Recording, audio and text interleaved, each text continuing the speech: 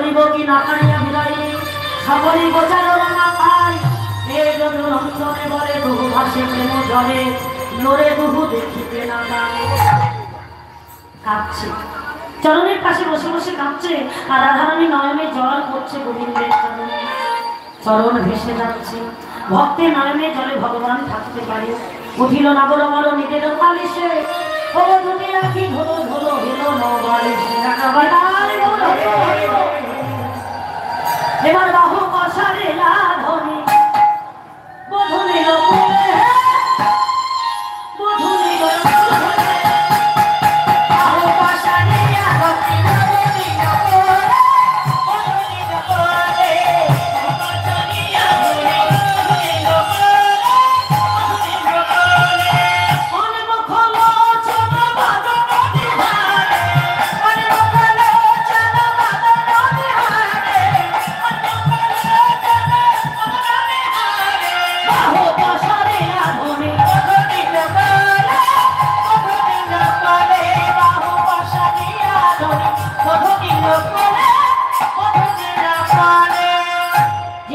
বিগলিত হইয়াছিল বেশ, সাজাইল প্রাণনাথ মনের আবেশ।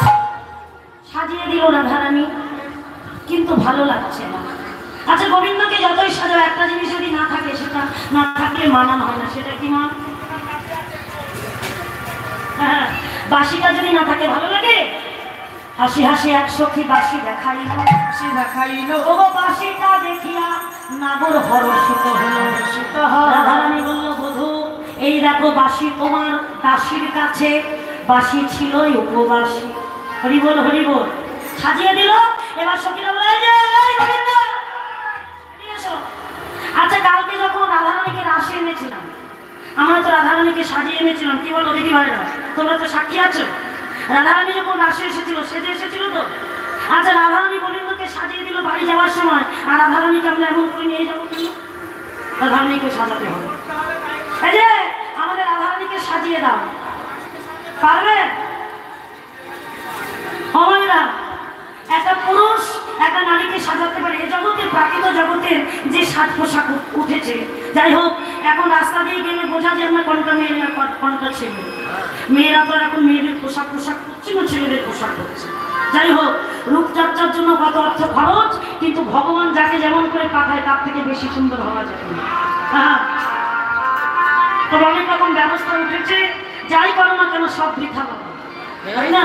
ভগবানের করা যেমন করে পাঠাবে ভগবান, তার থেকে বেশি সুন্দর হওয়া যায় না। এখনকার দিদি ভাইদের তো কাজকর্ম নেই। ওই যে একটা জিনিস আছে, রূপচর্চা, আর ওই যে মোবাইল। দাদা ভাইদের ঘরের মধ্যে রান্নাঘরে ঢুকিয়ে দিয়ে দিদি ভাইরা চলে যাচ্ছে বিউটি পার্লার।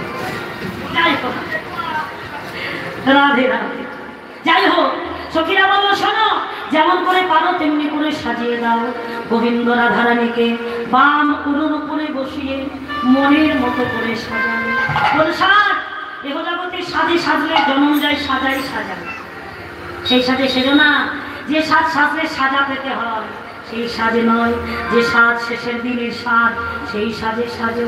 হরি নিজ আচলে রাই জয়া চলে রাই মুখ